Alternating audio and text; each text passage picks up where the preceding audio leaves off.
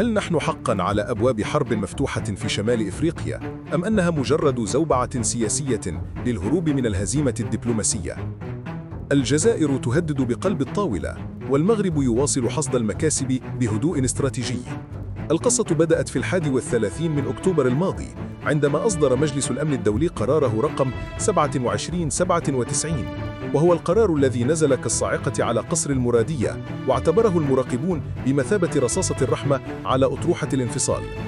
هذا القرار لم يكن عادياً، فقد كرس مبادرة الحكم الذاتي كحل وحيد وواقعي، وذكر الجزائر بالاسم كطرف رئيسي في النزاع، منهياً بذلك سنوات من الاختباء وراء صفة المراقب.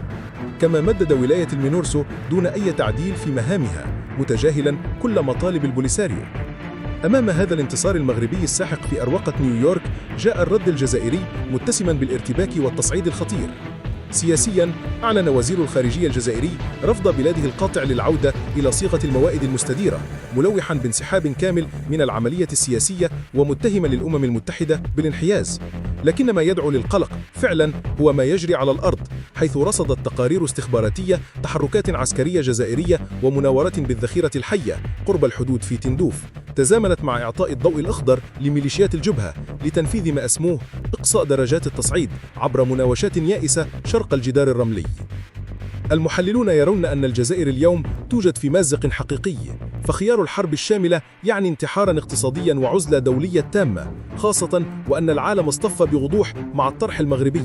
لذلك يبدو أن النظام الجزائري اختار الهروب إلى الأمام عبر إشعال حرب استنزاف وتوتر دائم لمحاولة فرض واقع جديد، بينما يلتزم المغرب بضبط النفس مع جاهزية عسكرية تامة للرد.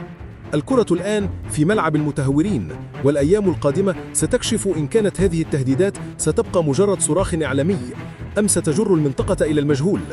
وأنتم، ما هي قراءتكم لهذا التصعيد؟ هل تتوقعون مغامرة عسكرية من الجار الشرقي؟